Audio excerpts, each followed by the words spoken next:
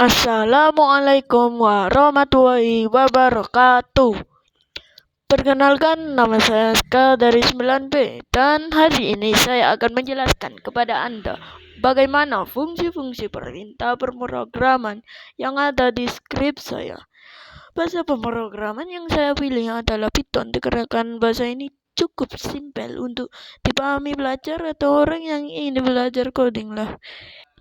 Dan yang kalian lihat ini adalah dev. Dev itu digunakan untuk membuat atau mendefinisikan sebuah fungsi atau yaitu blok kode yang dapat digunakan kembali. Yang berarti dengan dev, kode menjadi lebih terstruktur, mudah dibaca, dan bisa digunakan kembali dari program ini atau script yang akan menghemat waktu dan mengurangi duplikat.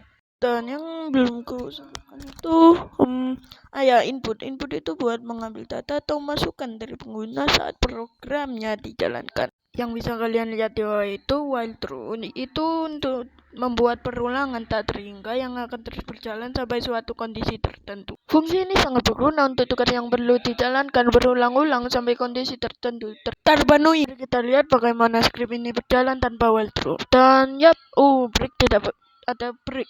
Masalah break. Dikarenakan ini kan pendukungnya dari while true. Kosong. Kenapa? Nampaknya kita hanya mendefinisikan fungsi tapi tidak menjalankannya. Oke. Badabim, saya akan mengembalikannya ulang. Akhirnya, dapat kita simpulkan while true itu digunakan untuk membuat perulangan tak terhingga yang akan terus berjalan sampai suatu kondisi. Lalu untuk def digunakan untuk mendefinisikan atau membuat sebuah fungsi, yaitu blok kode yang dapat dijalankan berulang kali dan dapat dipanggil dari bagian program lain. Yang putih-putih itu namanya adalah variabel. Ini tuh seperti wadah penyimpanan sementara yang membantu program mengenali dan mengelola data. Dan ini juga bisa membuat program lebih fleksibel dan mudah diubah. Dan jenis data yang bisa disimpan ke wadah bisa berupa angka, integer, float, teks, boolean, daftar, dan lain-lain. Variabel ini sangatlah berguna. Seperti ini, lihat. Tanpa wadah yang menyimpan, ini menjadi begini nih, rusak ya kan. Ini jadi begitu. Nah, bagaimana kalau elif ini, atau jika kita hapusnya ini, kalau kita hapus pasti akan berulang kali karena kita ini tidak memiliki isi kode yang jelas gitu loh, atau aksilah yang jelas. Dapat kita simpulkan bahwa tanpa if atau elif itu program ini bisa jalan terus tanpa melakukan apa-apa. Sebentar, saya akan membersihkan keisengan saya ini. Dan sepertinya kita belum menjalankan skrip ini dengan normal. Mari kita jalankan. Oke, bentar. Ini nih. 367. Oke.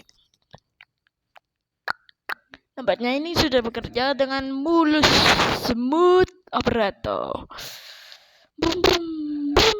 Oke. Sekarang nampaknya saya belum menjelaskan mana.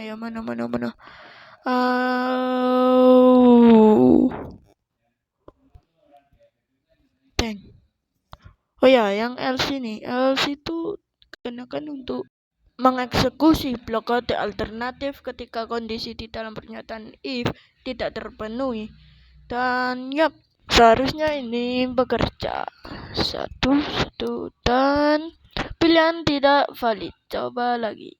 Mari kita menghapus fungsinya seperti apa yang kita lakukan tadi itu. Ini hanyalah bentuk testimoni yang saya suka lakukan saat coding lah gitulah. Coba kita jalankan. Kok nggak mau keluar ya? Bentar. Nomornya nggak mau keluar.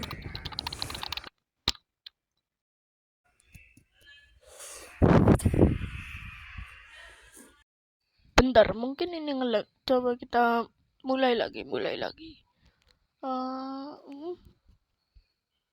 Malah gak ada loh.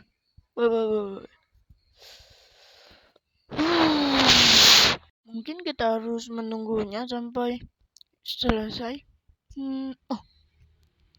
Ternyata mati lampu. Aduh, sebentar. Aku akan kembali lagi. A few moments later.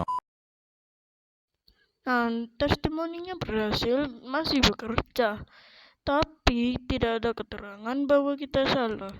Dan sayangnya saya tidak memiliki klipnya dikarenakan penyimpanan ini terlalu banyak ya. Jadinya saya harus menghemat-hemat agar penguploadan video ini bisa lebih enak gitu loh, cepat gitulah. Dan ya, mari kita menyelesaikan bagian-bagian yang belum saya jelaskan, seperti di sini gak ada. Lalu maaf, ini nih.